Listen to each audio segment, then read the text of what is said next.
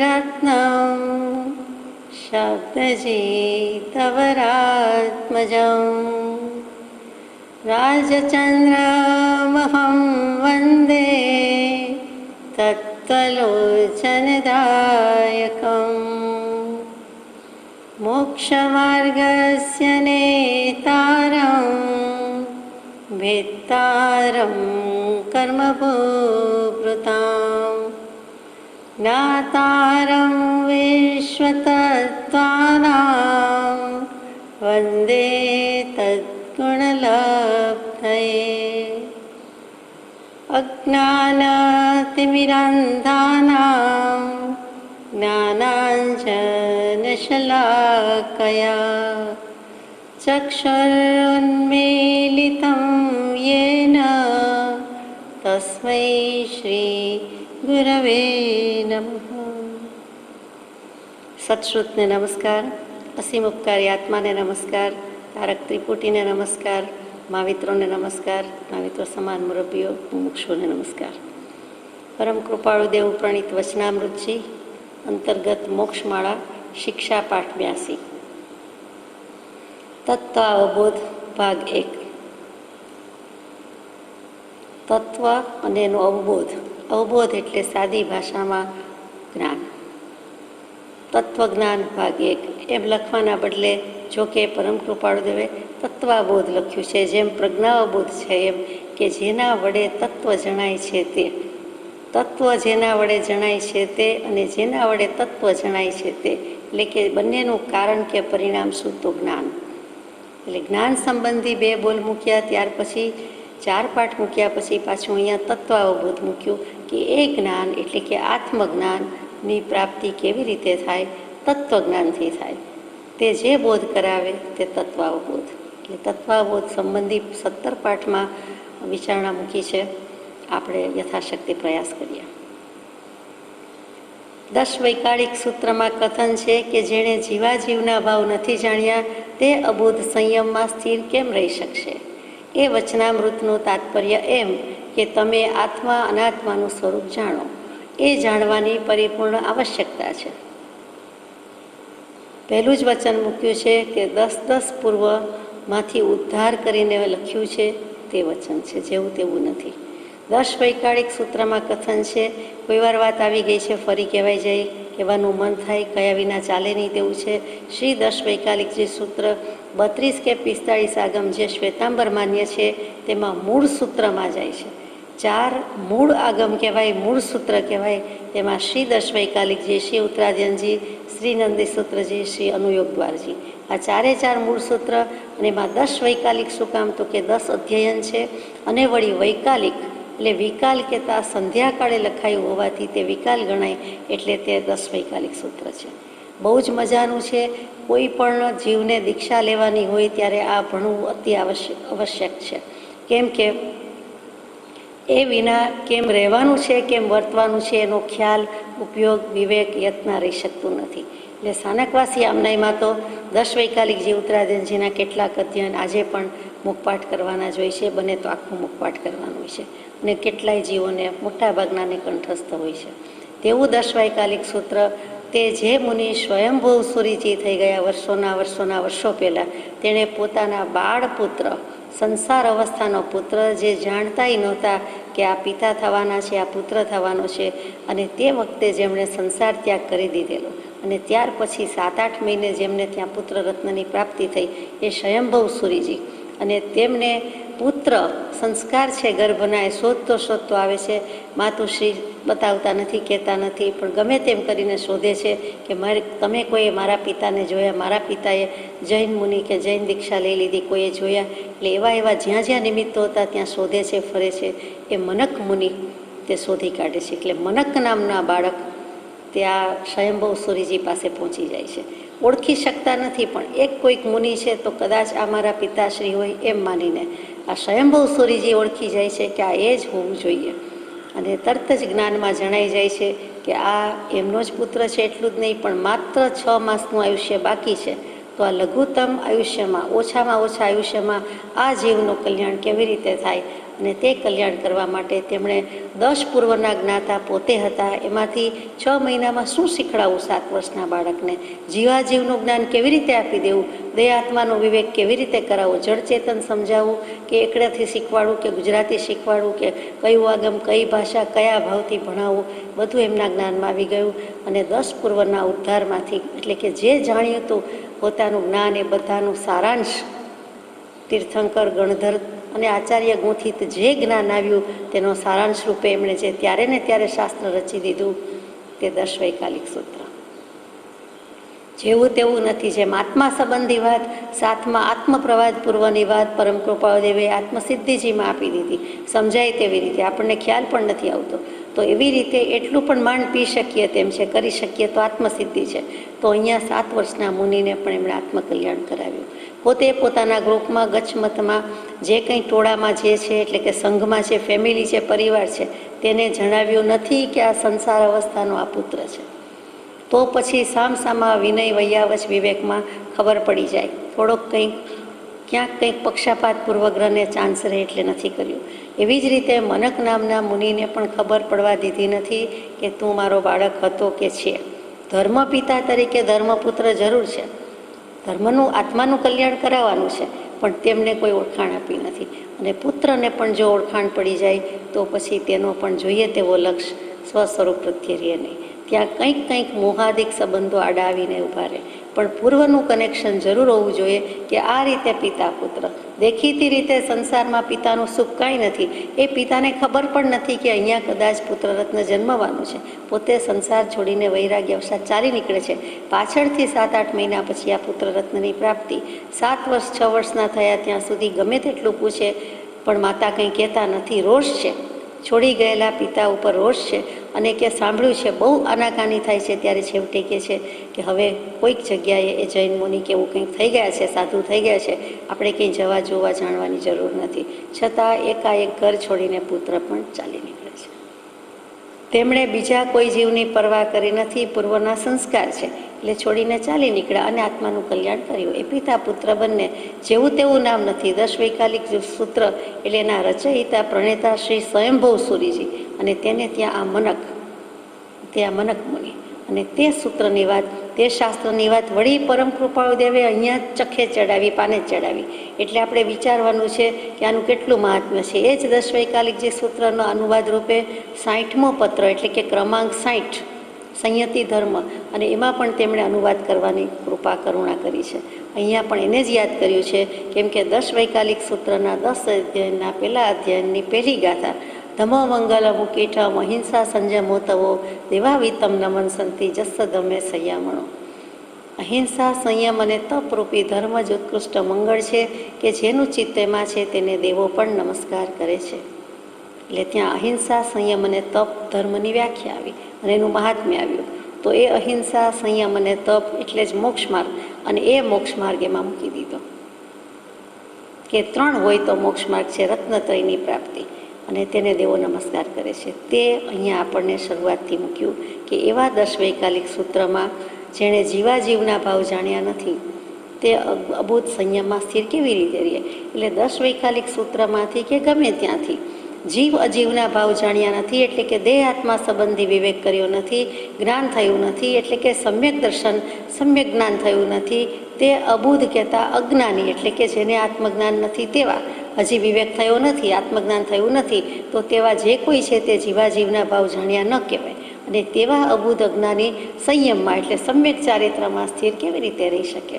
સીધી વાત છે, 1 2 ન આવડે તો એને 3 કેવી રીતે ખબર પડે.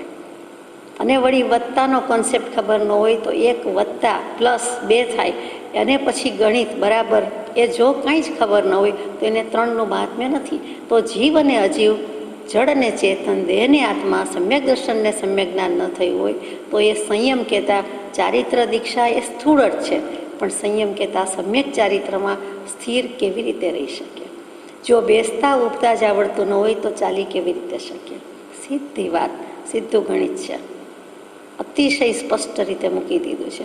અહીંયા સંયમ એટલે માત્ર દીક્ષા અને ચારિત્ર પર્યાય તેમ નથી. એ તો પછીની વાત છે, આત્મજ્ઞાન લીધા પછીની. એટલે પહેલી વસ્તુ જરૂરની શું થઈ? દેહ આત્મા સંબંધી જ્ઞાન, જળ ચેતન સંબંધી જ્ઞાન, જીવાજીવનો ભાવ. એ વચનામૃતનું તાત્પર્ય એમ છે કે કૃપાળદેવે પોતે જ મૂક્યું છે, રહસ્ય આટલું જ છે કે તમે એટલે આપણે આત્મા અનાત્માના સ્વરૂપને જાણો. આત્માનું સ્વરૂપ જાણતા અનાત્માનું સ્વરૂપ જણાય, પણ આત્માનું સ્વરૂપ જાણવા માટે અનાત્માનું સ્વરૂપ પણ સાથે સાથે જાણે તો ખોટું નથી. બેમાંથી જેનો વિવેક થઈ જાય તેનો વિવેક કરનારો આત્મા છે, એટલે એને ચેતન સંબંધી જ વિવેક થવાનો છે. જળ સંબંધી જાણકારી થશે, જાણપણું પ્રાપ્ત થશે. વિવેક કોણ કરે છે? તો કે પોતે આત્મા. હું આત્મા છું ને બીજું જળ છે એટલો વિવેક તો કરી જ શકીએ છીએ, પણ પછી હું આત્મા, જે દેહધારી, જે દેહ લઈને બેઠો છું, તે પરમ પાડોશી, એ સજ્જન કયો કે દુર્જન કયો, તે શરીર છે, તે જળ છે, અને તેનો વિવેક કે ફેંસલો કરતો નથી, ત્યાં સુધી પહોંચતો નથી. આ દેહભાવ, આત્મભાવ, આ સંસાર ભાવ, આ મોક્ષ ભાવ, આ ભાવ પરભાવ વિભાવ અને મારો તો એક નિજ ભાવ સ્વભાવ જ, આ વિવેક સુધી પહોંચવા માટે આત્મા અનાત્માના સ્વરૂપને જાણવાનું છે. અહીંયા જળ ચેતન લખવાના બદલે આત્મા અનાત્મા લખ્યું છે. વેદાંતની પરિભાષામાં અનાત્મા શબ્દ બહુ આવે, જીના ગામમાં ઘણું કરીને જળ ચેતન જ આવે, અથવા આત્મા અને આત્માથી જુદું કે જળ એમ આવી જાય, જ્યારે અહીંયા અનાત્મા લખ્યું છે. બંને એક જ છે. એ જાણવાની પરિપૂર્ણ આવશ્યકતા છે. 100% ચારે બાજુથી બધી રીતે પૂરેપૂરી રીતે જાણવાની જરૂરત છે. સંયમની સીધો સાદો અર્થ કહીએ છીએ ત્યારે દીક્ષા પર્યાય, ચારિત્ર પર્યાય, તે શું? તો કે 12 ભેદે સંયમ, 13 ભેદે સંયમ, 17 ભેદે સંયમ. 17 ભેદે સંયમ વધારે વિખ્યાત છે. તે 5 મહાવ્રત, 5 સમિતિ, 3 ગુપ્તિ અને 4 કષાયનો ત્યાગ. 5 મહાવ્રતનું પાલન, 5 સમિતિનું પાલન, 3 ગુપ્તિનું પાલન અને 4 કષાયનું પાલન નહીં, 4 કષાયનો ત્યાગ. ત્યાં અકષાયનો ત્યાગ, અકષાય ભાવ ગ્રહણ કરવાનું. એટલે આ 17 ભેદે સંયમ છે. આગળ જઈએ. આત્મા અનાત્માનું સત્ય સ્વરૂપ નિર્ગ્રંથ પ્રવચનમાંથી પ્રાપ્ત થઈ શકે છે. જુઓ અહીંયા કયું વાંચવાની વાત છે? તો કૃપાળદેવે વિવેક કરી દીધો છે કે જળચેતન વિશે સાચું સ્વરૂપ કોણે મૂક્યું છે? તો નિર્ગ્રંથ પ્રવચનમાંથી, વિતરાગ વાણીમાંથી, વિતરાગ દર્શનમાંથી થઈ શકે છે. એટલે ઘણા બધા દર્શન છે એમ સાબિત થાય છે, ઘણા પ્રવચન છે, પણ એમાંથી નિર્ગ્રંથ પ્રવચન જેવું એકેય નથી. અનેક મતોમાં એ 2 તત્વો વિશે વિચારો દર્શાવ્યા છે. એટલે કે જળચેતન સંબંધી વિચાર તો આવે છે અને વિચાર દર્શાવ્યા પણ છે, તે યથાર્થ નથી. કેમ યથાર્થ નથી? આપણને પહેલો પ્રશ્ન થાય કે આપણું જ સાચું, બીજું ખોટું?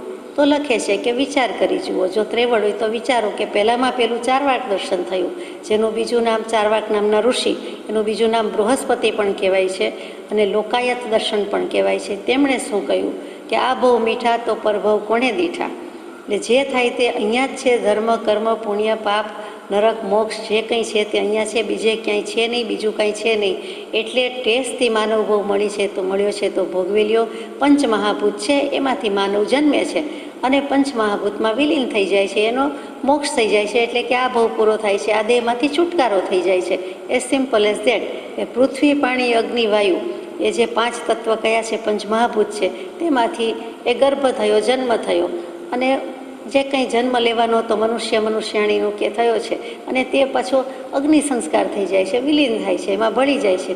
એમાં બીજું કરવાનું જ શું છે? એટલે અત્યારે જે સંયોગો મળ્યા હોય તેમાંથી ટેસ્ટથી, સંતોષથી રહેવું, બીજું કાંઈ વિચારવાની જરૂર નથી. જેમ મદિરા પીવાથી મદની ઉત્પત્તિ થાય જ છે, એમાં એ સ્વરૂપથી ભ્રષ્ટ કરે જ છે, એને ભાન રહેતું નથી, વિવેક રહેતો નથી.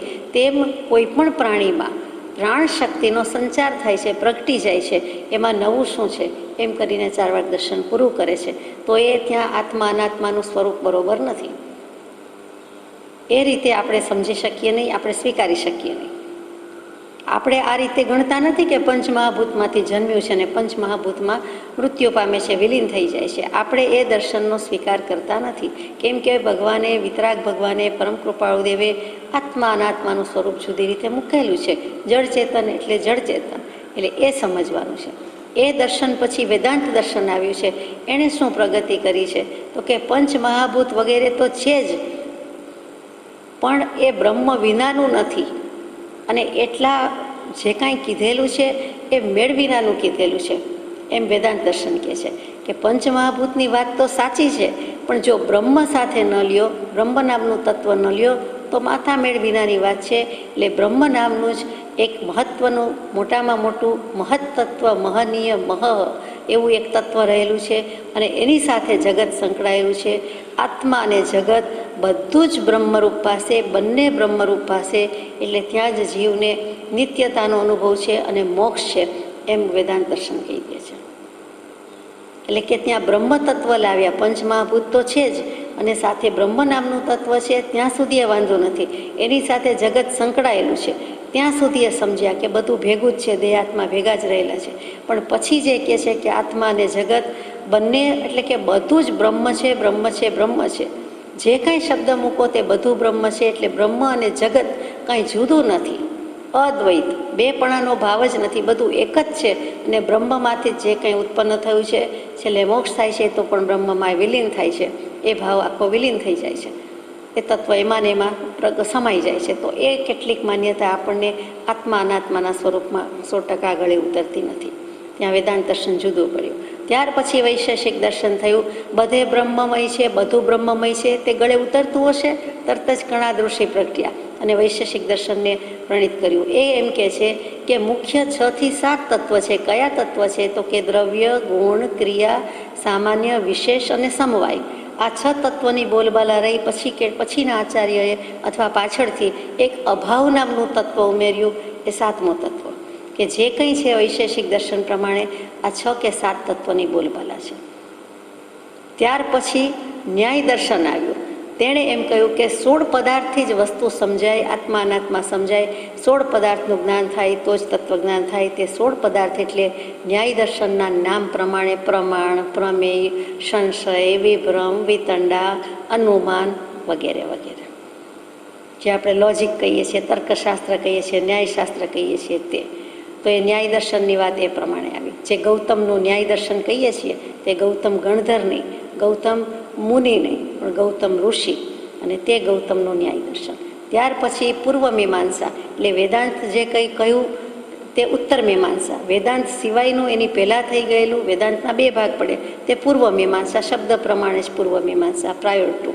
એ શું કહે છે કે વેદ વગેરે અપૌરુષેય છે. પુરુષ કહેતા આત્મા, કોઈ એક આત્માએ આવીને લખ્યું, બોલ્યું, વાણી ગૂંથાણી રચાણી એમ છે જ નહીં. બસ આકાશવાણી થાય એવી રીતે કુદરતી છે જ.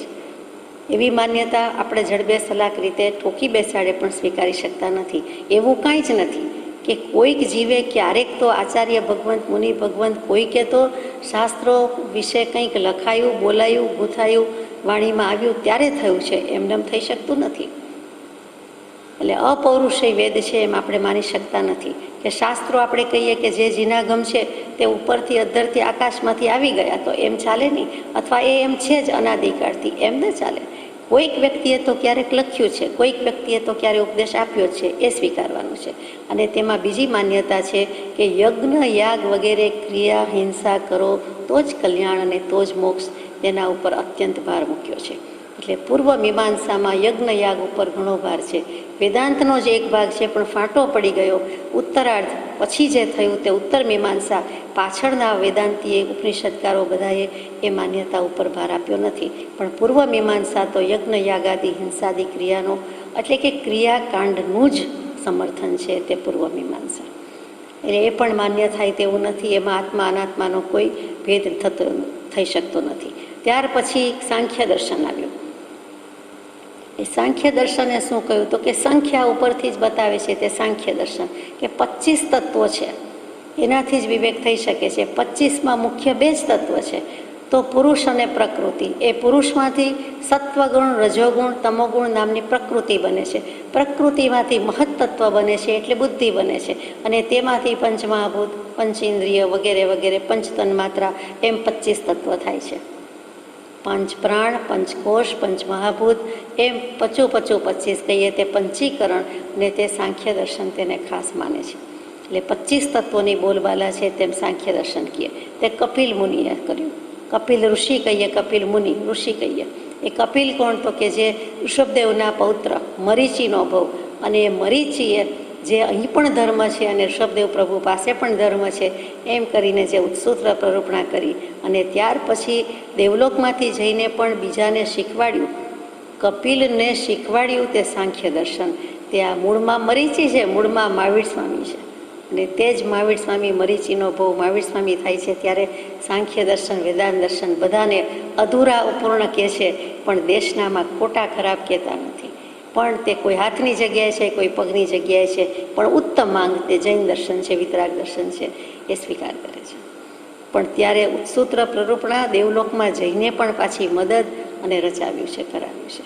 એટલે સમજવા જેવી વાત છે કે જીવને ક્યાં ક્યાં લઈ જાય છે, કેટલી રજળપાટ થઈ.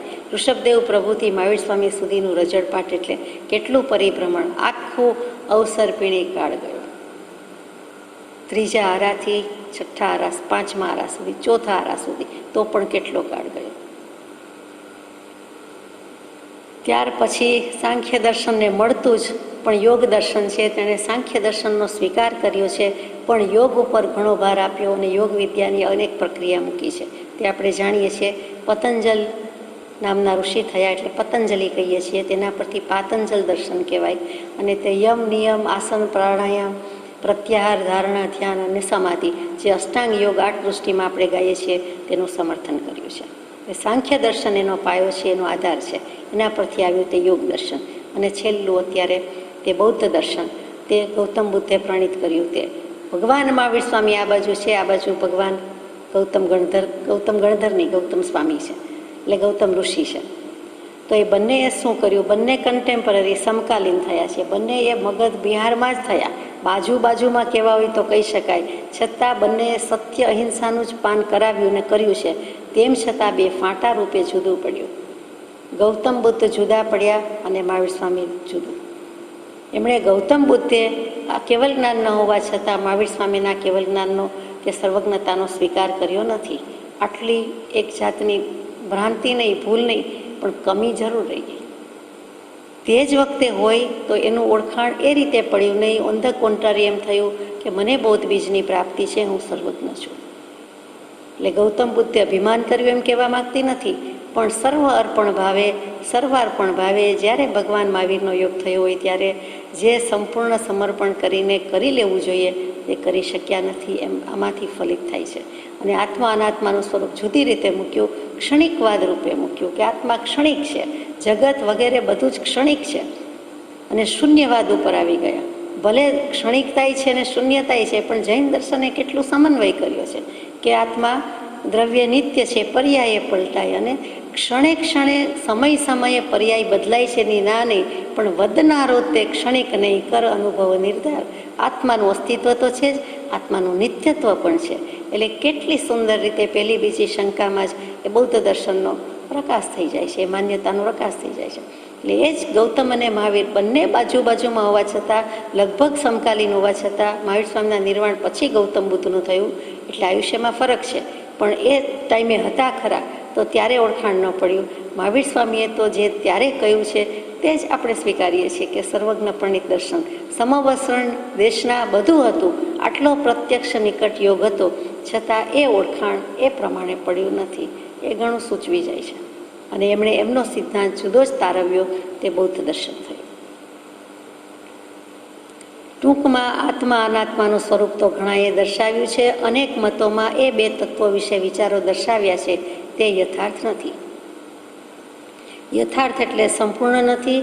યથાર્થ એટલે અર્થ જેમ જોઈએ તેમ નથી, વાસ્તવિક નથી, અસલ નથી. અને અર્થમ અનતિક્રમ્ય ઇતિ યથાર્થ, એટલે કે આત્માને ઓળંગ્યા સિવાય કે ઉલ્લંઘ્યા સિવાય આપ્યું છે એવું નથી. આત્મતત્વની વાત આત્મા થઈને બોલ્યા નથી, કેવલ જ્ઞાની થઈને કહ્યું નથી, એમ એનો અર્થ થાય. જેમ છે તેમ આત્માનું સ્વરૂપ આ બધા દર્શનકારોએ ચોક્કસ જોયું, જાણ્યું, અનુભવ્યું નથી. એટલે કે કેવલ જ્ઞાનની પ્રાપ્તિ નહોતી એટલે મૂક્યું છે, એટલે યથાર્થ હોઈ શકે નહીં. જ્યારે તીર્થંકર દેવે કેવલી પ્રરૂપિત ધર્મ કહીએ છીએ, તે આત્માનું સ્વરૂપ જેમ છે તેમ જોયું, જાણ્યું, અનુભવ્યું અને બને એટલું આપી દીધું છે, એટલા માટે તે યથાર્થ છે. મહાપ્રજ્ઞાવંત આચાર્યોએ કરેલા વિવેચન સહિત પ્રકારાંતરે કહેલા મુખ્ય 9 તત્વને વિવેક બુદ્ધિથી જે જ્ઞેય કરે છે તે સત્પુરુષ આત્મ સ્વરૂપને ઓળખી શકે છે. મહાપ્રજ્ઞાવંત આચાર્યો તીર્થંકર દેવ, દ્વાદશાંગી, ગણધર દેવે ગૂંથી બધું થયું. ત્યાર પછી એક જે મહાપ્રજ્ઞાવંત આચાર્યો થતા ગયા, એમણે કરેલા વિવેચન, મૂળ શાસ્ત્રો તો થઈ ગયા, પછી એના ઉપર ટીકા, સમીક્ષા, વિવેચન, ભાષ્ય વગેરે પ્રકારાંતરે કહેલા જે છે તે જુદી જુદી રીતે કયા છે તે મુખ્ય એવા નવ તત્વ એને જે વિવેક બુદ્ધિથી જાણે છે, જ્ઞેય કરે છે, તે સત્પુરુષ આત્મ સ્વરૂપને ઓળખી શકે છે. આ આત્મા અનાત્માનું સ્વરૂપ મુખ્ય બે તત્વ થયા, જડ અને ચેતન. એને જો વિસ્તારથી અને વિવિધ રીતે જુદા જુદા પ્રકારથી જાણવું હોય તો નવ તત્વ થયા. અને એ નવ તત્વનો જે વિવેક કરી લે છે, નવ તત્વમાંથી વિવેક તો એક જ કરવાનો છે, જડ તે જડ, ચેતન તે ચેતન. પણ નવે નવ તત્વ કયા તો કે જીવ, અજીવ, પુણ્ય, પાપ, આશ્રવ, સંવર, બંધ, નિર્જરા અને મોક્ષ. અને નવે નવ તત્વને જાણે છે, જ્ઞેય કરે છે. પહેલાં જાણે છે એટલે જ્ઞેય કહેતા જાણવા યોગ્ય પદાર્થ માને છે. મારે શું જાણીને કામ છે? પુણ્ય પાપ. મારે શું આશ્રવ સંવર સાથે થવાનું હોય તે થાય છે, કર્મ આવવાના હોય તો આવે, જવાનું હોય તો જાય, જે સમયે જે બનવાનું છે તે બને. મારે જાણીને આ બધી માથાકૂટમાં પડીને શું કામ? એમ નહીં. આ કડાકૂટ માથાકૂટ નથી, આ જ્ઞેય પદાર્થ છે. ભગવંતે કીધું છે અને જાણવાનું છે. એ બધું જાણીને આ પ્રમાણે કરવાનું છે, આ પ્રમાણે છોડવાનું છે અને આ પ્રમાણે ચાલવાનું છે, તે આજ્ઞા છે. તો અહીંયા જ્ઞેય સ્વભાવ છે એ જાણવાનું છે. આત્માનો જ્ઞાન સ્વભાવ, આ જ્ઞેય સ્વભાવ, જ્ઞેયાકારે છે. તે બધું જાણીને પછી શું તો કે આત્મ સ્વરૂપને ઓળખી શકે છે. હવે નવ તત્વની વાત બીજા કોઈ પાઠમાં નિરાંતે લેવાની છે. અહીંયા ઉપરથી કે એના ભેદ શું છે તો કે જીવ તત્વના 14 ભેદ મૂક્યા. અજીવ તત્વના, જીવ સિવાયનું, આત્મા સિવાયનું જે કંઈ છે તે અજીવ તત્વ, એના પણ 14 ભેદ મૂક્યા છે. આ જીવાજીવ થઈ ગયું છે, મુખ્ય છે. એ 14 ભેદ જરૂર લઈશું, પણ પછી ત્યાર પછી પુણ્ય અને પાપના ભેદ લીધા કે જે શુભાશુભ ભાવ કરે છે એમાં શુભ ભાવ કરે છે, પુણ્ય બંધાય છે, પુણ્ય પ્રકૃતિ છે. તો એની 42 પ્રકૃતિ લીધી છે. પાપની 82 પ્રકૃતિ લીધી, એટલે એના ભેદ કયા? 14, 42, 82. આશ્રવ તત્વના મુખ્ય 20 ભેદ, પણ અહીંયા 42 ભેદ કયા છે ગણતરીમાં. પછી સંવર તત્વના કર્મને આવતા રોકવા છે, અટકાવવા છે, એના 57 ભેદ કયા છે. પછી બંધ કેવી રીતે થાય છે તો આમ તો અનેક રીતે, પણ મુખ્ય 4 ભેદ કયા? નિર્જરા મુખ્ય 12 ભેદ એ કઈ, અને છેલ્લું મોક્ષ તત્વ એને પણ 9 પ્રકારે બતાવ્યો છે. મોક્ષના દ્વાર 9 બતાવ્યા છે. એટલે મોક્ષે જવાના દ્વાર નહીં, પણ 9 પદથી તેનું ઓળખાણ થાય છે, 9 પ્રકારથી ઓળખાણ થાય છે. એટલે આ બધા 14, પછી કયું તત્વ? પુણ્ય તત્વ. એટલે 42, 82, પાછું 14 અને 42, 57 અને પછી 4, પછી 12, પછી 9. સરવાળો કરશો તો 276 ભેદ થશે. આ 9 તત્વના 276 ભેદ જાણવા જરૂરી છે. અને એ આપણે 9 તત્વના જ કોઈક પાઠમાં નિરાંતે લેવાની છે. 276 ભેદની ચર્ચા કરવાની છે અને યાદ રાખવાના છે. એટલું ભગવાન પાસે નિર્ધાર કરીએ. એમાંથી 88 ભેદ અરૂપી છે અને 188 ભેદ રૂપી છે. એટલે સરવાળો 276 ભેદ છે. એટલે 2માંથી 9 પર લાવ્યા, 9 પરથી 276 પર લાવ્યા. અને તો એ સત્પુરુષો આત્મ સ્વરૂપને ઓળખી શકે છે. આમ પણ આપણને સીધું કોઈ કહે તો કાન પકડી એવા નથી. ડાબો કાન પકડવાનું ડાબા હાથે જ આપણે શીખીએ. જમણો કાન પણ ડાબા હાથે પકડીએ. એટલે સીધું ગમતું નથી. વિસ્તાર રુચિ જીવ છીએ, સંક્ષિપ્ત રુચિ નથી. સ્વસ્વભાવમાં રહેવું, સ્વભાવનું ઓળખાણ અને સ્વભાવમાં રહેવું, વિભાવથી મુકાવવું, એટલાથી સંતોષ થાય નથી થતો. રાગ દ્વેષ ન કરવા એટલો જ માર્ગ ને એટલો જ ધર્મ છે, નથી થઈ શકતું. એટલા માટે ભગવાને લખ્યું રાગ દ્વેષ અજ્ઞાન એ મુખ્ય કર્મની ગ્રંથ. એટલે અજ્ઞાન શું એ સમજ, એનું જ્ઞાન કર. જ્ઞાન વડે તો અજ્ઞાનની ખબર પડે કે આ જ્ઞાન કહેવાય, આ અજ્ઞાન કહેવાય, આ જાણ્યું, આ ન જાણ્યું, આ જ્ઞેય છે. પછી હેય અને ઉપાદેયનો વિવેક થાય. એટલે 9 તત્વનો વિસ્તાર પણ આપણે વિચારવો પડશે.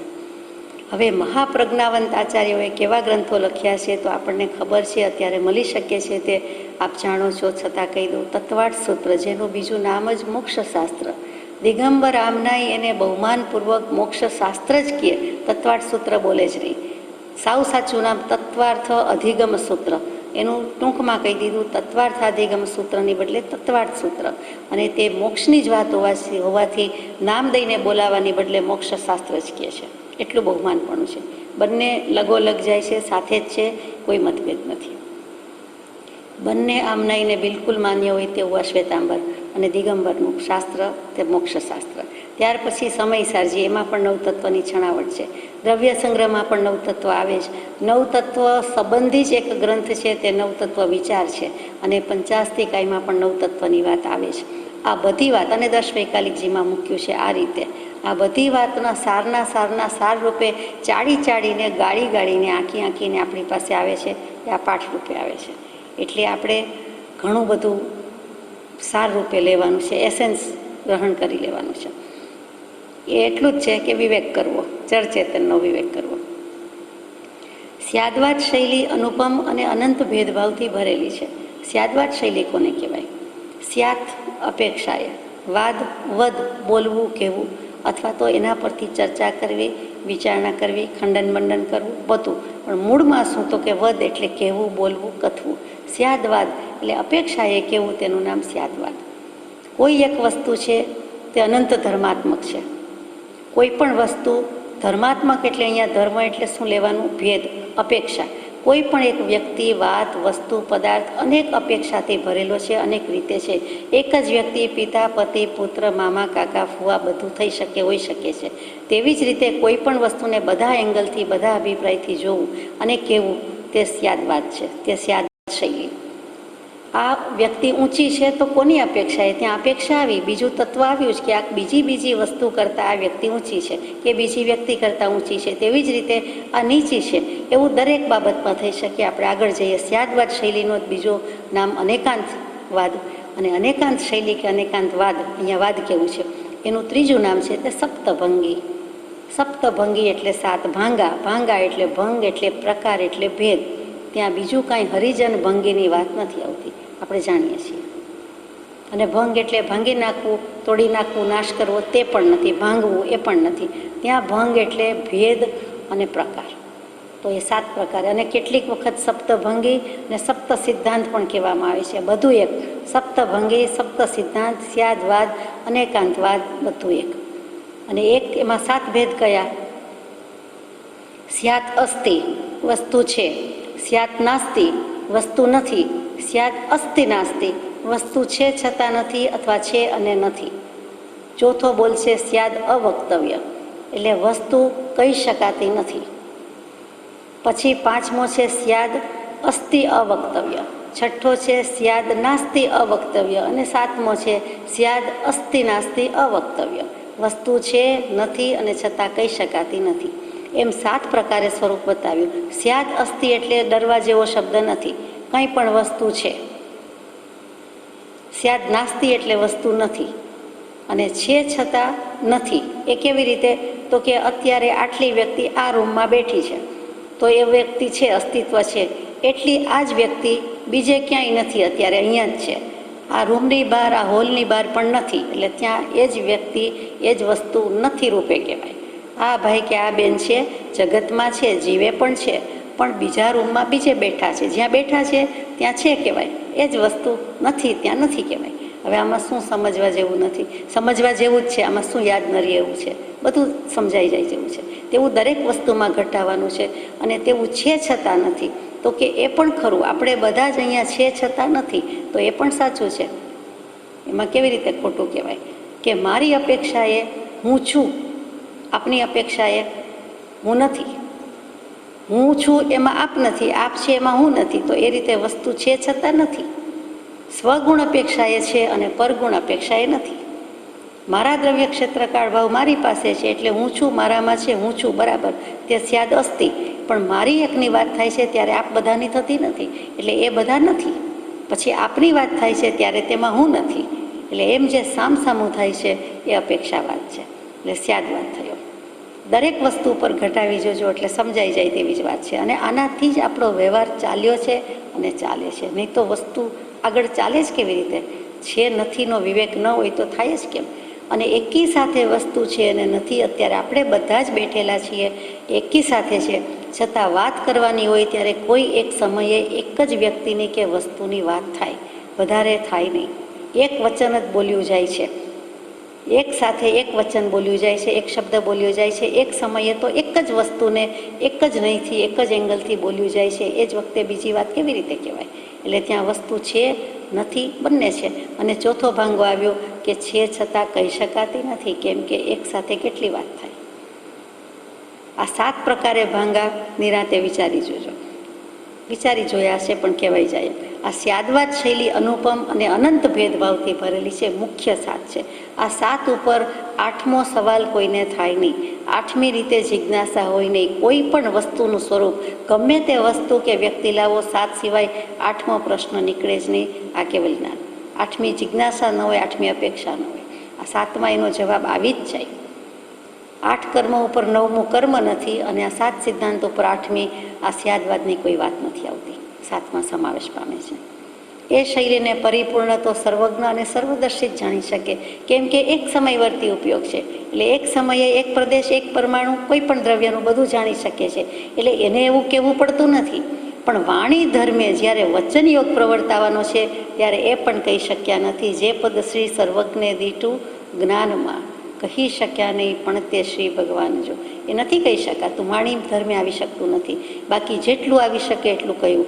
છતાં એ સર્વજ્ઞ છે, સર્વદર્શી છે, એટલે જેમ છે તેમ એમણે બધું જ જોયું છે, જાણ્યું છે. તેઓના વચનામૃત અનુસાર આગમ ઉપયોગથી યથામતી નવતત્વનું સ્વરૂપ જાણવું અવશ્યનું છે. હવે તેમણે જાણી લીધું છે તો તેઓ જ જાણી શકે છે સંપૂર્ણપણે, પણ યત્કિંચિત યથામતી આપણે વિચારવાનું છે, જાણી શકવાનું છે. તો વચનામૃત અનુસાર, એટલે આ જે આપણે વાંચી રહ્યા છીએ તે, એમાં આગમ ઉપયોગથી જે તે શાસ્ત્રનો સદુપયોગ કરીને યથામતી નવતત્વનું સ્વરૂપ જાણવું અવશ્યનું છે. આપણે એમ કહી દઈએ કે એ તો ભગવાન જાણે છે, રોજ કહેતા હોય છે, દરેક વાતમાં લગભગ કહેતા હોય છે. ભગવાન તો જાણે જ છે, પણ ભગવાન જાણે, પણ ભગવાને જાણ્યા અને કયા પ્રમાણે આપણે આપણી બુદ્ધિમતી કલ્પનાથી વિચારી, ઉપયોગપૂર્વક વિચારી અને પછી નિર્ણય કરવાનું છે, પાકું કરવાનું છે, નિર્ધાર કરવાનો છે કે ખરેખર શું છે અને શું કરવાનું છે. અને જો તે પ્રમાણે નવતત્વનું સ્વરૂપ જાણ્યું તો એ નવતત્વ પ્રિય શ્રદ્ધા ભાવે જાણવાથી પરમ વિવેક બુદ્ધિ, શુદ્ધ સમ્યક્ત્વ અને પ્રભાવિક આત્મજ્ઞાનનો ઉદય થાય છે. આટલું જાણીએ તો કેટલું બધું થઈ જાય છે. નવતત્વને પરમ પ્રેમથી, પ્રિય અને શ્રદ્ધા ભાવે સારી રીતે વાલપથી જાણવાનું છે. એની સાથે લાગણીથી, પ્રેમથી, લગાવથી કરવાનું છે. પરાણે પંચાસ્તી કાંઈ સમજીએ કે નવતત્વ જાણવાનો પ્રયત્ન કરીએ કે આ નહીં શું ને પ્રમાણ શું ને નિક્ષેપ શું ને, આ તો બધું અઘરું, ક્લિષ્ટ, માથાકૂટ કડાકૂટવાળું તો ન ચાલે. એ જ સમજવું છે. એ જ સબ્જેક્ટ લઈને બેઠા છીએ. એની જ પીએચડી કરવાની છે. એની જ પીએચડી, જળચેતનની પીએચડી. એનો જ અર્થ આત્માનું સંશોધન, આત્માની રિસર્ચ. આત્મા તત્વ ક્યાં છુપાઈને રહ્યું છે? પોતાની પાસે જ છે. પોતાનો જ આટલો હિસાબ રાખે છે. અને આ સુપર ડુપર કમ્પ્યુટર, એની જ આપણને ખબર ન હોય એવું બને. એટલે એમ નિર્ધાર કરીને આને જ વિષય કરીને કરવાનો છે કે તું જ અને તારું જ મારે શીખવું છે, સમજવું છે. પ્રિય ભાવે, પ્રેમથી શીખવાનું છે, ખુશીથી શીખવાનું છે, પ્રસન્નતાથી, આનંદથી સમજવું છે. અને શ્રદ્ધા ભાવે, કેમ કે શ્રદ્ધા છે કે તને સમજતા હું મને જ સમજું છું, મારા આત્માને સમજું છું. તું ભલે તત્વમાં હોય, તત્વ તે પણ, હું નહીં, તું નહીં, ત્રીજું તત્વ. પણ ત્રીજું તત્વ મૂળ તો શુદ્ધાત્મ તત્વ જ છે ને. જોનારો, જાણનારો, વિચારનારો, જ્ઞાન કરનારો કોણ છે? તો પોતે ને પોતે. તો હું પોતાને શોધવા નીકળું એમાં કંઈ નાનપ નથી. મારે પોતાને શોધવું છે. એટલે એના પ્રત્યે જ પ્રેમ. આમ પણ આત્માને આત્મા જ પ્રિય છે. વેદાંતના દર્શનમાં ખાસ આવે કે સૌથી વાલું કોણ? તો કે આત્માથી સૌવીને આત્માને આત્મા જ વાલો છે. જીવને જીવ જ વાલો છે, બીજા બધા પછી છે. તો પછી એ આત્માને બચાવવો ન જોઈએ. આત્માને તારો, શીઘ્ર ઓળખો અને તારો, એમ ભગવાન કહે છે. ને એટલું કરતાં પરમ વિવેક બુદ્ધિ આવી જશે. વિવેક જળચેતનનો અને પરમ વિવેક એટલે પ્રત્યેક પદાર્થનો આત્યંતિક વિવેક થઈ જાય. અને પછી શુદ્ધ સમ્યક્ત્વ પ્રાપ્ત થઈ જાય. અને એના કારણે પ્રભાવિક આત્મજ્ઞાનનો ઉદય થાય છે. પોતાના પર પહેલો પ્રભાવ, પછી બીજા ઉપર પ્રભાવ પડે તે પ્રભાવિક આત્મજ્ઞાન. પ્રભાવ ના થઈ શકે તેવો, પ્રકાશ પાડી શકે એવો, સ્વપર પ્રકાશક એવી એની સત્તા છે. તો પહેલાં પોતાના ઉપર પ્રકાશ અને પછી બીજાના ઉપર પ્રકાશ પાડી શકે છે. એ ચેતનનો ગુણ છે. નવતત્વમાં લોકાલોકનું સંપૂર્ણ સ્વરૂપ આવી જાય છે. નવતત્વ કહેતા જીવને, જીવાજીવ જાણતા આખી દુનિયા જણાઈ ગઈ. એક આત્માને જાણતા સમસ્ત લોકાલોકને જાણીશ. અને સર્વ જાણવાનું ફળ પણ એક આત્મપ્રાપ્તિ છે. માટે આત્માથી જુદા એવા બીજા ભાવો જાણવાની વારંવારની ઈચ્છાથી તું નિવર્ત અને એક નિજ સ્વરૂપને વિશે દૃષ્ટિ દે. જે દૃષ્ટિથી સમસ્ત સૃષ્ટિ જ્ઞેયપણે તારે વિશે દેખાશે. આ 631મો પત્ર કે હે મુમુક્ષુ પ્રથમ પદમાં એમ કહ્યું છે કે એમ કરીને કૃપાળુદેવે શરૂઆત કરી. તે જ વસ્તુ બિલકુલ અહીંયા આવી કે જીવાજીવનું જ્ઞાન કર્યું એટલે લોકાલોકનું જ્ઞાન થયું. એક આત્માને જાણ્યું, એક આત્માને જાણ્યું એટલે બધાને જાણ્યું. અને એના માટે ઉપાય પણ મૂકી દીધો કે આત્માથી જુદા એવા બીજા ભાવ એટલે દેહ ભાવ, સંસાર ભાવ, અન્ય ભાવ, ઇતર ભાવ એ જાણવાની તારી ઈચ્છાથી તું નિવર્તી જા. અને ત્યાંથી નિવર્તે વિભાવ ઉપર ભાવમાં ન જાય એટલે રે ક્યાં? સ્વભાવમાં રહે. તે વળી કરીને તે ભાવાનુસાર તેઓના આત્માની ઉજ્જવલતા થાય છે. એટલે શુદ્ધ આત્મજ્ઞાન થઈ ગયું, સમ્યક્ત્વ થઈ ગયું, પ્રભાવક થઈ ગયું. એટલે સ્વપર પ્રકાશકતાનો ગુણ તો હતો જ, પ્રકાશ પાડવા માંડ્યો. એટલા માટે આત્મા ઉજ્જવળ થતો ગયો. ધીમે ધીમે અભ્યુદય ઉન્નતિ થતી ગઈ, પ્રકાશ વધુ ને વધુ પડતો ગયો. તે વડે કરીને તેઓ આત્મજ્ઞાનનો નિર્મળ રસ અનુભવે છે. રસદેવ નિરંજન કોપી વહી ગહી, વહી નહીં, કહી નહીં, રહી નહીં. ગ છે ગુરુનો ગ, એ કાંઈ ભૂલી જવાય? તો ગહી બોલવાનું છે. ગહી જોગ જુગો જુગ સો જીવહી. તો ત્યાં આત્માદેવ, શુદ્ધાત્મદેવ, સિદ્ધાત્મા, નિરંજન દેવ અને તેનો રસ જીવ પીવા માંડે છે. આત્મજ્ઞાન થયું, આત્મ અનુભવ થયો તો આત્માનો આનંદ, આત્માનો રસ આપોઆપ જે દેહ ઇન્દ્રિય છે એમાં ટપકવા લાગે છે, પોતાને અનુભવવા લાગે છે. કારણ કે મન વિશ્રામ પામી ગયું. વસ્તુ વિચારત ધ્યાવતે રસ પાવે વિશ્રામ, મન પાવે વિશ્રામ, રસ સ્વાદક સુખ ઉપજે અનુભવ યાકો નામ. એટલે ત્યાં આત્મજ્ઞાનમાંથી આત્મ અનુભવમાં આવ્યા, એનો નિર્મળ રસ અનુભવે છે. નિર્મળ છે એ જે રસ છે તે રાગ દ્વેષ રહિત છે, એ ભાવમળ નથી. ત્યાં એ જ્યુસ, એ રસ, એ દ્રવ્ય રસ નથી, એ ભાવ રસ છે, નિર્મળ રસ છે, શુદ્ધ છે, ચોખ્ખો ચણક છે. જેનું તત્વજ્ઞાન ઉત્તમ અને સૂક્ષ્મ છે તેમજ સુશીલયુક્ત જે તત્વજ્ઞાનને સેવે છે તે પુરુષ મહદભાગી છે. એટલે આવી રીતે આત્મજ્ઞાન થઈ ગયું. હવે તત્વજ્ઞાન થઈ ગયું. તમારા પ્રણિત કરેલા ઉત્તમ શીલને સેવ્યું નહીં. આ ઉત્તમ શીલની વાત આવી ગઈ. આત્મજ્ઞાન અને તત્વજ્ઞાન. કૃપાળુદેવ જ્યારે તત્વજ્ઞાન લખીએ ત્યારે વાત ઓર છે. આપણે હંમેશા તત્વજ્ઞાન શબ્દ સાદી સીધી રીતે, સસ્તી રીતે વાપરી નાખ્યો છે. તત્વવિદ્યા જુદું છે, તત્વજ્ઞાન જુદું છે. ફિલોસોફી છે, ફિલસૂફી છે, ફલસુફા કહીએ તે શું છે? તો એ તત્વવિદ્યા છે. અને અહીંયા વાત આવે છે તત્વજ્ઞાન. તે તત્વજ્ઞાન એટલે આત્મજ્ઞાન સિવાયની વાત હોય જ નહીં.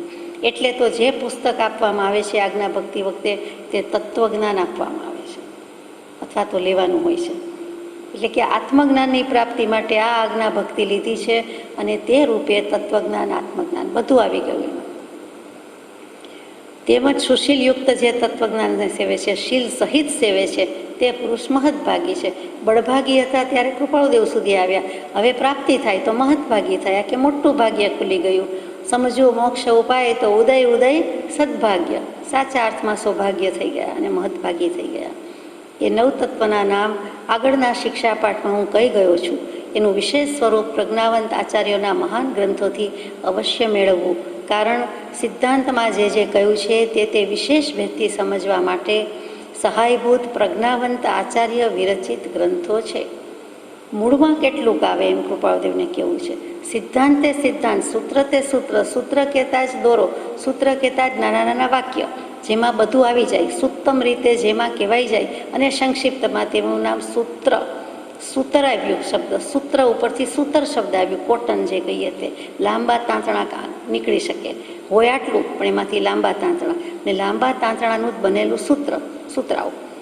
તો એ સૂત્ર એટલે દોરાની જેમ થોડું થોડું આપ્યું હોય, પણ એમાંથી જે ટીકા લખે એટલે કે વિવેચન લખે, ભાષ્ય લખે એવા ગ્રંથો આચાર્ય ભગવંતોએ કીધા છે. ભગવંતો કેવલજ્ઞાની ભગવંતો, ગણધર ભગવંતો કેટલું કહે, લખે, ગૂંથે, તો કે ત્યાર પછી જેટલું અપાય એટલું આપી દીધું. જે આચાર્ય ભગવંત એટલે અહીંયા આચાર્ય પદની અને આચાર્ય ભગવંતની ખૂબી અને મહાત્મ્ય દર્શાવ્યું છે કૃપાળુદેવે. કે જે પૂર્વાચાર્ય થઈ ગયા એનું બહુમાનપણું છે. તેમણે જે ગ્રંથમાં ગૂંથ્યું છે એ જેમ તેમ નથી. એ જે આપ્યું છે એનો વિસ્તાર છે, તો ત્યાંથી જાણવું અવશ્યનું છે. એ ગુરુગમ્ય રૂપ પણ છે. એટલે ગુરુગમે જાણી શકાય છે. જાતે કેટલીક વખત વાંચી શકતા નથી, સમજી શકતા નથી, તો ગુરુથી આપણને જ્ઞાન થાય છે. નય નિક્ષેપ અને પ્રમાણભેદ નવતત્વના જ્ઞાનમાં અવશ્યના છે અને તેની યથાર્થ સમજણ એ પ્રજ્ઞાવંતોએ આપી છે. હવે મુખ્ય મુદ્દો આવ્યો પાછો કે નવ તત્વની વાત તો થોડી આવીને ફરી પણ લઈશું. નય નિક્ષેપ શબ્દ નવા આવ્યા. અહીંયા નય નિક્ષેપા છે, બંને કહેવાય, નિક્ષેપ પણ કહેવાય, નિક્ષેપા પણ કહેવાય, બહુ વચન થઈ ગયું. નય નિક્ષેપા અને પ્રમાણ ભેદ નવ તત્વના જ્ઞાનમાં અવશ્યના છે. હવે નય શું? નય, નય એટલે નહીં નહીં. આપણે ગુજરાતીમાં કહી દઈએ કે નહીં આવ્યા, નહીં આવ્યા, અથવા તો નહીં કરવાનું, એટલે તે નહીં બોલવામાં નહીં છે, હકીકતમાં તો નહીં કરવાનું છે. લખીએ તો નહીં કરવાનું એમ બોલવું પડે, પણ આપણે નહીં નહીં બોલી જઈએ સૌરાષ્ટ્રમાં ખાસ. અહીંયા નહીં એટલે પ્રમાણનો એક અંશ તે નહીં. કોઈ પણ વસ્તુ અનંત ધર્માત્મક છે, એટલે કે અનંત ભેદે કહી જાય તેમ છે, અનંત ભેદવાળી રહેલી છે, એનો પાર જ નથી. અનેક ધર્માત્મક વસ્તુ નથી કહેવાતી, કેવલ જ્ઞાની ભગવંતોએ અનંત જ કહ્યું છે. આ એક સૂત્ર યાદ રાખવા જેવું છે કે વસ્તુ અનંત ધર્માત્મક છે. કોઈ પણ વસ્તુમાં અનંત લક્ષણ રહેલા છે. એમ વસ્તુ કહે ત્યારે આત્મા પણ એક ચીજ છે, વસ્તુ છે, દ્રવ્ય છે. એટલે આત્મામાં પણ અનંત રહેલું છે, ને કોઈ પણ દ્રવ્ય એટલે કોઈ પણ દ્રવ્ય. ધર્માસ્તિકાય વગેરે પણ ત્યાં અનંતમાં આવી ગયા કે અનેક ધર્મ અનેક ભેદે કહ્યું છે, તેમાં અનંતમાંથી કોઈ એક સમયે એક અંશની વાત થાય, એક પોઈન્ટની વાત થાય, એક એંગલથી વાત થાય, એક અભિપ્રાયથી વાત થાય, એક અપેક્ષાએ વાત થાય, એક દૃષ્ટિબિંદુ, એક દૃષ્ટિકોણથી વાત થાય, તેનું નામ નહીં. એટલે કે પદાર્થના અંશને ગ્રહણ કરે તે નહીં. અંશે જ વાત થાય, પાર્ટલી જ વાત થાય સાદી ભાષામાં, તે નહીં. પદાર્થના તો અનેક ધર્મ છે, એ દરેકને ગ્રહણ કરનાર એક નહીં કહેવાય, એટલે નહીં અનંતા થાય.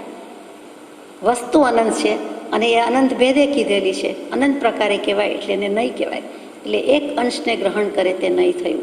નહીં કહેતા અભિપ્રાય, દૃષ્ટિબિંદુ, અપેક્ષા એવા અનંતા નહીં છે. આપણે રોજ મંગલાચરણમાં ગાઈએ છીએ અનંત અનંત ભાવ ભેદથી ભરેલી, એટલે નહીં તો અનંતા થયા. મુખ્ય કેટલા? તો કે 7 નહીં, અને મુખ્યમાં મુખ્ય 2, પછી 7, પછી 700 ઉપનય, અને આમ તો નહીં અનંતા છે. અહીંયા મુખ્ય 2 નહીં કયા એની વાત લઈએ તો કે દ્રવ્યાર્થિક અને પર્યાયાર્થિક. દ્રવ્યાર્થિક નહીં એટલે શું? તો કે દ્રવ્યને ગ્રહણ કરે. તે 10 ભેદે કહ્યું છે: નિત્ય, એક, સત, વક્તવ્ય, અશુદ્ધ, અન્વય, પરમ, શુદ્ધ, સત્તા અને પરમ ભાવ. આ 10 પ્રકારે દ્રવ્યાર્થિક નહીં કહેવાય. ઘણીવાર સ્તવનમાં આપણે ગાઈએ છીએ, દેવચંદ્રજી મહારાજમાં ખાસ આવે, આ નિત્ય શબ્દ આવ્યા કરે, સત શબ્દ આવ્યા કરે, સત્તા શબ્દ આવ્યા કરે. આ શું છે? બધા વસ્તુના દ્રવ્યના સ્વભાવ છે. એક શબ્દમાં સ્વભાવ વિભાવ કીધા, પણ અનંત ધર્મ, લક્ષણ, ગુણ એમ અનંત સ્વભાવ, એમાં મુખ્ય 10 કહી દીધા. તે દ્રવ્યાર્થિક નહીંથી કીધા કે નિત્ય છે, એટલે તરત જ અપેક્ષા આવી કે કેટલુંક અનિત્ય પણ છે. કોઈક વસ્તુ નિત્ય છે એમ કહેતા જ કેટલુંક અનિત્ય છે.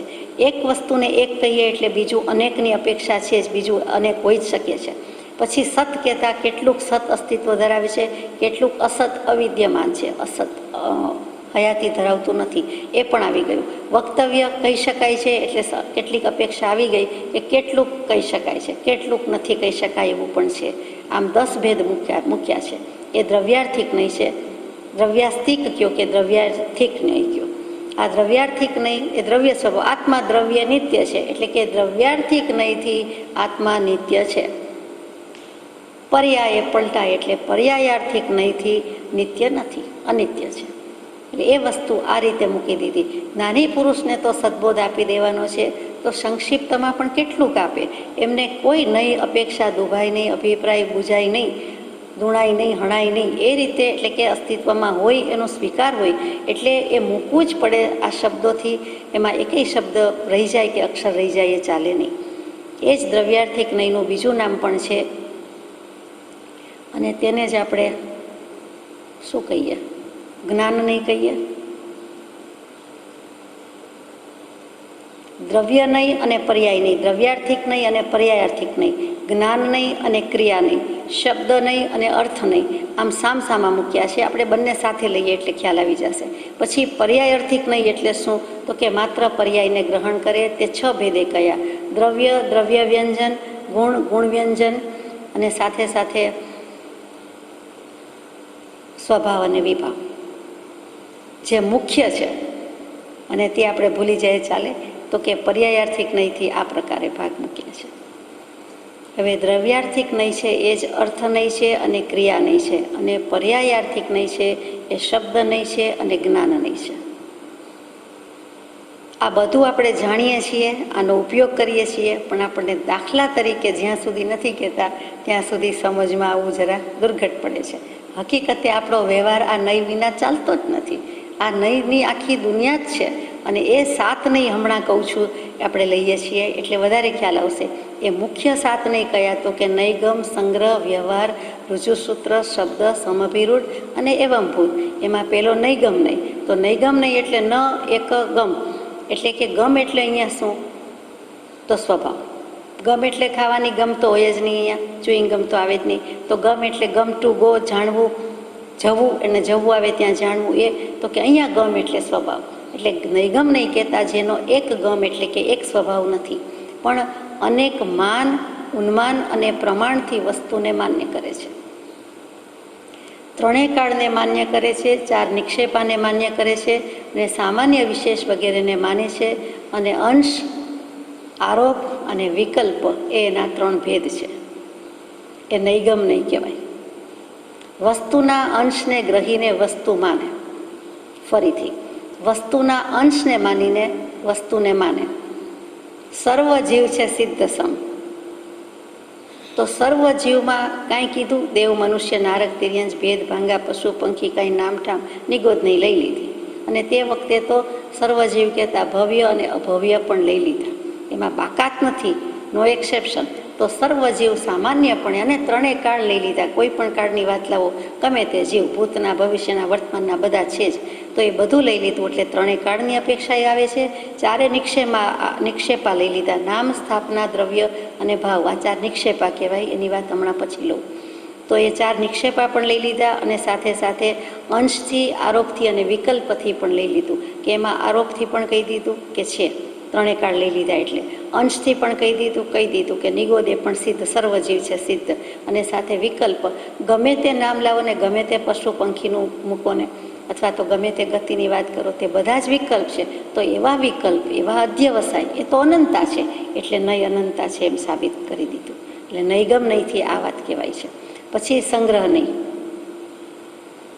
જવું ને આગળ લેવું છે ને, કે વસ્તુની મૂળ સત્તાને ગ્રહણ કરે. વસ્તુની મૂળ સત્તાને ગ્રહણ કરે એટલે ત્યાં કેવું આવે તો કે સર્વજીવ છે સિદ્ધ સમ, જે સમજે તે થાય. સામાન્યપણે કહી દીધું. એ સંગ્રહ નહીંની વાત છે. તો નૈગમ નહીંમાં શું આવે? એમાં પણ નિગોદને સિદ્ધ સમાન માને છે તે આવે છે. બંને રીતે સાચું છે. એ એકેય સ્વભાવ છોડતા નથી. અને અહીંયા સંગ્રહ એટલે આપણી ભાષામાં કોમન, વેરી કોમન, સાધારણ, ઇન જનરલ, ઓવરઓલ, એ જે શબ્દોથી ટેવાઈ ગયા છે. સંગ્રહ એટલે આપણને હંમેશા ટુ કલેક્ટ સમથિંગ, એવા અર્થમાં જ બોલીએ છીએ. અહીંયા સંગ્રહ એટલે મૂળ સત્તાને ગ્રહણ કરે, એટલે સામાન્યપણે સર્વજીવ છે સિદ્ધ સમ. બીજી રીતે કહું, આત્મા એક છે. તો આત્મા એક થોડા છે, અનંત છે. ભલે એક છે તે અનંત છે. તો આત્મા શબ્દ બોલે એટલે કોમન સબસ્ટન્સ, દરેક જીવમાં રહેલું આત્મત્વ, જીવત્વ. એટલે ત્યાં સંગ્રહ ઇન જનરલ કહેવાય છે કે બધા જીવ તો છે ને, બધામાં સિદ્ધ સ્વભાવ જીવત્વ તો રહેલું છે ને. એનો આત્મા સરખો ને મારોય સરખો, કીડીનોય સરખો, ને હું જીવ છું ને એ જીવ છું, એમ જે આપણે કહીએ છીએ તે સંગ્રહ નહીંથી વાત થાય છે. એમાં પણ 3 કાળ આવી જાય, 4 નિક્ષેપ આવી જાય, અને સામાન્યને માન્ય કરે. ત્રીજો નહીં છે તે વ્યવહાર નહીં છે. તે બહુ જૂનો જાણીતો, આપણે એને ખબર છે કે આંતરિક દશાની કોઈ દરકાર ન કરતા બાહ્ય વ્યવહાર માને તે. બાહ્ય રીતે સ્થૂળ દૃષ્ટિએ જે દેખાય, જે સંભળાય તે બહારથી જ બધું માની લે છે. તે જે આપણે માનીએ છીએ, કરીએ છીએ. એટલે વ્યવહાર બહુ આવડે છે. વ્યવહાર નિષ્ણાત છીએ, વ્યવહાર કુશળ છીએ, વ્યવહાર પટ્ટુ છીએ. એટલે આપણને વ્યવહાર નહીં તો બહુ ખબર છે. તે ક્યાં સુધી કે જીવ કહેતા મનુષ્ય, દેવ, નારક, તિર્યંશ બધું આવી ગયું છે. તો એ જીવને માનતા નથી, આત્મતત્વને ઓળખતા નથી, માનતા નથી. પણ વાત લાંબી મોટી બધી આવડે છે. આટલા દેવો, આટલા મનુષ્યો, આટલા નારકો, આટલા તિર્યંશો. એટલે દુનિયા આખુંનો ડાપણ ડોળે છે કે જીવ માત્ર વિશેની ચર્ચા વિચારણા કરે છે. પણ જીવનું સ્વરૂપ, તું પોતે આત્મા, તને આત્માના જ્ઞાન દર્શન ચારિત્ર સંપ્રાપ્ત થયા, મને પ્રાપ્ત થયા, આપણે વાત કરીએ છીએ. પણ થયું એ જે કહેવું તો કે એ વ્યવહાર છે, કે બાહ્યથી બધું જાણે છે. એટલે આત્મતત્વ મૂળ મૂકીને ભાંગાભેદ પ્રકાર જાણે છે, વર્ણન વિગત આવડે છે, અને અસલિયત એની છે, મૂળ ઉપયોગ છે, શુદ્ધ ઉપયોગ છે, એના પર જતો નથી. એનું નામ વ્યવહાર નહીં છે. એટલે બહારથી બધું કરે છે. રૂપી પદાર્થ અજીવની વાત, તો રૂપ, વર્ણ, ગંધ, રસ, સ્પર્શ એવા એના મુખ્ય 20 ભેદ થયા. તો એમાં જે દેખાય તેને જ માને. હંસ સફેદ હંસ જ હોય, કાગડા કાળા જ હોય. અરે પણ કાળાશમાં કે સફેદાઈમાં એક તો એ સિવાયના પણ હોઈ શકે એ વાત. બીજું કે કાળાશ અને સફેદ એટલે એને કોઈ કે કલર જ નથી, કલર તો કેવો જ પડે. એટલું જ નહીં, સફેદમાં પણ દરેક રંગ સમાયેલો છે. મુખ્યપણે સફેદાઈ હોવાથી આપણને માત્ર સફેદ રંગ દેખાય છે. કાળામાં બધા રંગ આવી જાય છે, પણ આપણને મુખ્યપણે પ્રધાનપણે વધુમાં વધુ કાળું દેખાય છે, એટલે આપણે કાળું કહીએ છીએ. હકીકતમાં એમાં બધું આવી ગયેલું છે. બહારથી દેખાણું એટલે માની લીધું, પણ હકીકતે અંદર તો બધું જ રહેલું છે. તો આ વ્યવહાર નહીં થયો. ચોથો ઋજુસૂત્ર. ઋજુ એટલે સરળ, સીધું. તો કે ભૂત ભવિષ્યની કડાકૂટ મૂકી દેવી, ભૂત ભવિષ્યની પર્યાય છોડી માત્ર સરળ વર્તમાન પર્યાયને જ માન્ય કરે તે ઋજુસૂત્ર નહીં. એ કેવી રીતે? તો કે માત્ર વર્તમાનકાળ લેવાનો, માત્ર ભાવ નિક્ષેપ લેવાનો અને માત્ર વિશેષને જ માન્ય કરે છે. બહુ સમજવા જેવી વાત છે. સાધુ મુનિ બેઠા હોય અને તેમ છતાં એ વખતે કંઈક જમતા હોય, કંઈક મનમાં વિષય વિલાસ ભોગના વિચાર કરતા હોય, તો એ સાધુ હોવા છતાં, જોગી હોવા છતાં ત્યાં ભોગી છે. ઋજુસૂત્ર નહીં પ્રમાણે એના મનના જે ભાવ છે તેવો તે છે, તે જે દેખાય છે તે નથી. એ ભૂતકાળમાં સાધુ હતા, ગઈકાલ સુધી સાધુ, અત્યારે પણ સાધુ વેશ, એ નહીં ચાલે. અત્યારે એ ક્યાં છે? આપણે ભક્ત કહેવાઈએ અથવા તો મુમુક્ષુ કહેવાય. આપણે બેઠા હોઈએ ભક્તિમાં, વાંચનમાં, આપણું મન જે સમયે જ્યાં ગયું એવા આપણે કહેવાય. એટલે તે ઋજુસૂત્ર પ્રમાણે તે વ્યક્તિનો ભાવ નિક્ષેપ જ ગણાય. વર્તમાનને જ લક્ષમાં લે છે અને વિશેષને લે છે. That particular moment or time, જે પર્ટિક્યુલર વાતની ચર્ચા હોય એમાં એનો ભાવ ગયો હોય એ કહેવાય, એ ઋજુસૂત્ર નહીં. એટલે માત્ર વર્તમાન કાળને લીએ, માત્ર ભાવ નિક્ષેપને લીએ અને માત્ર વિશેષને લીએ સામાન્યપણે કહી શકાય નહીં. દરેક જીવ જુદો છે, દરેકના ભાવ જુદા છે, સમયની પરિણતિ અલગ છે. તો તે સમયે જે હોય તે ઋજુસૂત્ર નહીં. હવે આમાં શું ન સમજાય? સીધી વાત છે. એટલે યોગી છતાં ભોગી હોય, ભોગ ભોગવતી વ્યક્તિ ગમે તે હાલતમાં હોય, ભોગ ભોગવવાની હાલતમાં છે, પણ પૂર્વ કર્મ કે પૂર્વ સંસ્કારથી એના એ વખતે ભાવ યોગી જેવા હોય, એ તટસ્થ હોય, ક્યાંય લેપાતો ન હોય, તો એ યોગી છે. ઋજુસૂત્ર નહીં, એને ભોગી નહીં કે, એને યોગી જ કહે છે. અને એ કેવલ જ્ઞાની કહી શકે છે, બીજા નથી કહી શકતા. અથવા એ જીવ પોતે કહી શકે છે મારા ભાવ આવા હતા. ભરત ચક્રવર્તી ગણધર જેવા ભાવ, તો ભાવથી ગણધર છે, યુદ્ધ ખેલે છે, સામાનું માથું વીંજી નાખે છે, તોડી નાખે છે, ફોડી નાખે છે, તેમ છતાં એના ભાવ તો કે ગણધર જેવા, એટલે કે મુક્ત ભાવ છે, મોક્ષ ભાવ છે. એ વખતે સિદ્ધ ભાવ છે અને છતાં અહિંસા કરે, હિંસા ખેલે છે. અહિંસાનો ભાવ છે, તો ભાવથી ઋજુસૂત્ર નહીંથી તે ભરત ગણધર છે. તે વખતે સમજવા માટે શબ્દ નહીં, છઠ્ઠો નહીં છે કે એક સરખા શબ્દનો એક જ અર્થ કરે. વિશેષ વર્તમાનકાળ અને ભાવ નિક્ષેપને જ માને, બીજું કંઈ માને નહીં, શુદ્ધ ઉપયોગને જ માને. સાદી રીતે કહીએ કે ઇન્દ્ર મહારાજ એમ કહીએ. હવે ઇન્દ્રના શબ્દો છે શક્રેન્દ્ર. ઇન્દ્ર એટલે સચીપતિ, ઇન્દ્ર એટલે દેવેન્દ્ર, ઇન્દ્ર એટલે પુરંદર. તો આપણે ઇન્દ્રમાં સમજી ગયા, પણ એને સચીપતિ ક્યારે કહેવાય? તો કે 32 નાટકો જોવાતા હોય, નાટક ચેટક આપણી ભાષામાં, દેવલોકમાં ઇન્દ્રાણી સાથે બિરાજમાન હોય, ત્યારે એ ખરા અર્થમાં ઇન્દ્રાણીના સંબંધ છે.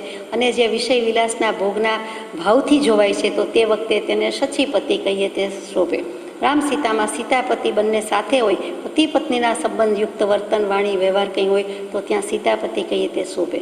એવી રીતે અહીંયા સચીપતિ એટલે ત્યાં ઇન્દ્ર, તો શબ્દ નહીંથી સચીપતિ કહે ત્યારે એવો જ ઇન્દ્ર આપણને ખ્યાલમાં આવે.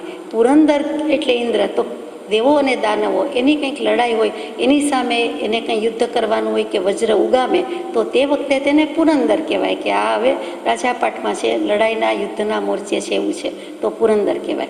દેવેન્દ્ર દેવોની સભામાં બેઠા છે, રાજસિંહાસન પર બેઠા છે અને સભા ભરાયેલી હોય ને એ પ્રમાણે સભાનું સંચાલન થતું હોય, તે વખતે ઇન્દ્ર છે, દેવેન્દ્ર છે, સુરેન્દ્ર છે, એ બધા એક શબ્દ થયા. પણ બાકી એના અર્થ બદલાઈ જાય છે, ભાવ બદલાઈ જાય છે. તો શબ્દ નહીંથી એ બધા જ શબ્દના એક જ સરખા અર્થ કરે, એમાં એને કાંઈ ભેદ પડતો નથી. એ દેવેન્દ્ર સુરેન્દ્ર જે હોય તે ઇન્દ્ર, તે ઇન્દ્ર. અને ત્યાર પછીનો છે તે સમભિરૂઢ નહીં છે, એ લઈએ એટલે આપણને વધારે સમજાશે કે શબ્દના ભિન્ન ભિન્ન અર્થને માને. શબ્દ નહીંમાં ઇન્દ્ર કહેતા બધું સમજાઈ જાય. સમભિરૂઢમાં શક્ર સિંહાસન પર બેઠો હોય તો શક્રેન્દ્ર, હમણાં જે વાત થઈ તે દેવેન્દ્ર એની રીતે હોય તો, બાકી નહીં. એટલે એ સમભિરૂઢ નહીંથી વાત થઈ. શબ્દ સમભિરૂઢ અને છેલ્લો નહીં છે તે એવંભૂત નહીં કે એક અંશ પણ કમ ન હોય તો વસ્તુને માને,